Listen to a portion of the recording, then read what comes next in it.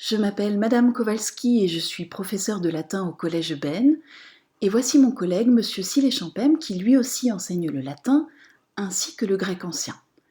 La raison pour laquelle nous nous adressons à vous aujourd'hui, c'est que vous allez devoir faire un choix pour l'année prochaine. Allez-vous ou non choisir de suivre l'enseignement du latin? Afin de vous permettre de faire un choix éclairé, nous allons vous présenter en quoi consiste cet enseignement. Écoutez bien. Il était une fois, en Italie, dans une région qu'on appelle le Latium, un roi du nom de Numitor. Numitor avait un frère cadet appelé Amulius. Comme le roi Numitor était fatigué par l'âge, Amulius, pris du désir de s'emparer de son trône, le chassa. Mais Numitor avait une fille, surnommée Rhea Silvia, et Amulius devait impérativement s'assurer que jamais Rhea Silvia n'aurait un fils qui pourrait un jour venir lui réclamer le pouvoir. C'est pourquoi Amulius condamna sa nièce à devenir une vestale. Dans l'Antiquité romaine, les vestales étaient les prêtresses de Vesta, la déesse du feu sacré qui devait toujours rester allumée. On reconnaît les temples de Vesta à ce qu'ils sont circulaires, contrairement aux autres temples qui sont rectangulaires.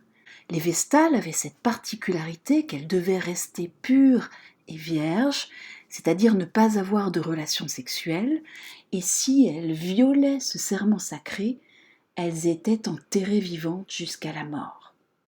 En faisant de Rhea Silvia une Vestale, Amulius s'assure ainsi qu'elle ne mettra pas au monde un enfant qui risquerait de venir réclamer le pouvoir.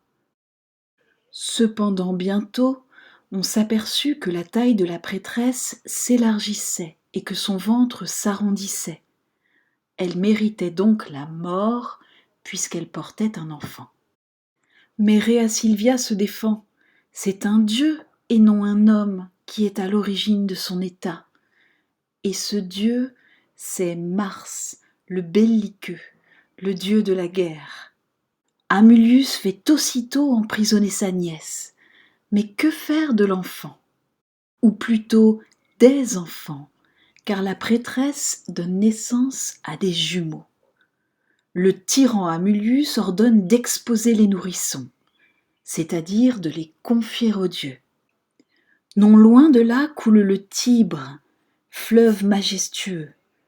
On dépose dans le courant du fleuve le panier dans lequel pleurent les enfants. Le fleuve emporte le panier, qui est bientôt arrêté par la végétation qui pousse sur ses berges. Une louve se dirige vers la rive afin de se désaltérer. Alors, vous avez peut-être quelques difficultés à lire la suite. Sachez que du temps des Romains, les mots étaient attachés. Mais de nos jours, on les sépare comme en français. Attendez, voilà, c'est mieux. Lupa puerorum gemitus audit, itaque ad fluminis ripam venit, ibi pueras invenit, tum eos alit. Le texte que vous venez d'entendre est en latin. La prononciation du latin est particulièrement facile parce que toutes les lettres se prononcent et elles se prononcent toutes toujours de la même façon.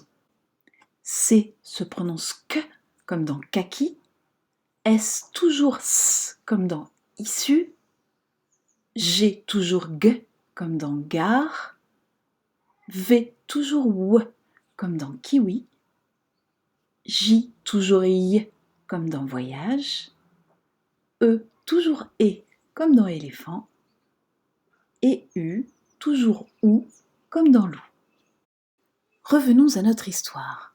Comment savoir grâce à ce texte latin ce qui arrive à nos deux bébés approchés par une louve assoiffée?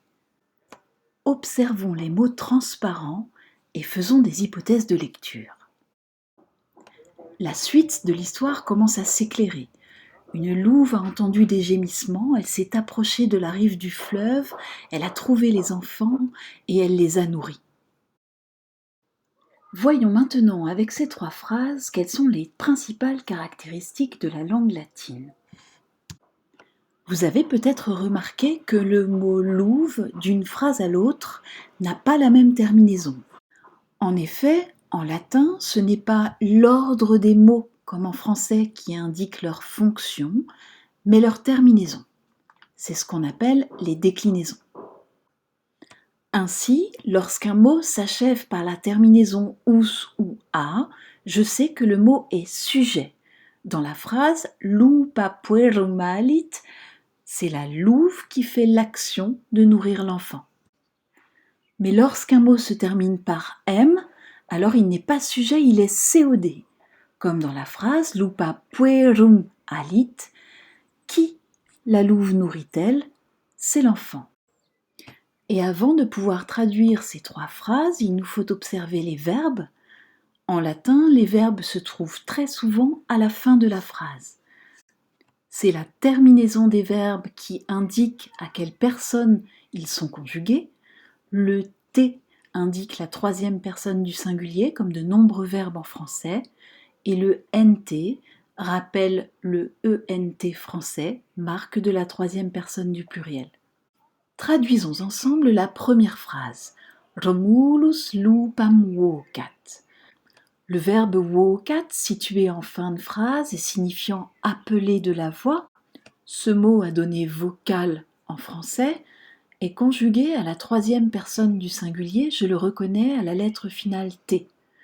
Ce verbe a un sujet singulier que je peux identifier grâce à la terminaison us, il s'agit de Romulus, et lupam, qui se termine avec un M, est donc le COD du verbe vocat. J'obtiens la traduction Romulus appelle la louve. Voilà, vous connaissez désormais les principales caractéristiques de la langue latine. Terminons notre histoire.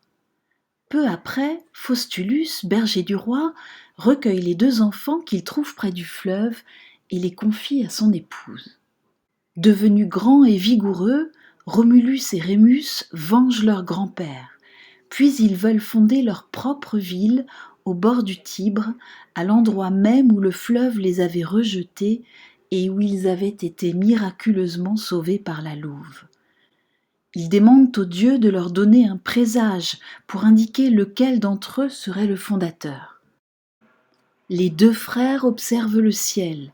Rémus voit 6 vautours, Romulus en voit 12 et décrète que les auspices lui sont favorables. Rémus accepte. Mais lorsque Romulus trace avec une charrue un sillon autour de l'emplacement futur de la nouvelle ville, interdisant à quiconque de la franchir, Rémus ne tient pas compte de son interdiction et saute par-dessus le sillon. Romulus le tue en proclamant « Ainsi meurt quiconque franchira mes murailles ». C'est ainsi que le 21 avril 753 avant Jésus-Christ, Romulus fonde Rome. Et si vous voulez connaître le merveilleux destin de Rome, rendez-vous l'année prochaine en cours de latin. Ou à l'été, dit Schipuli.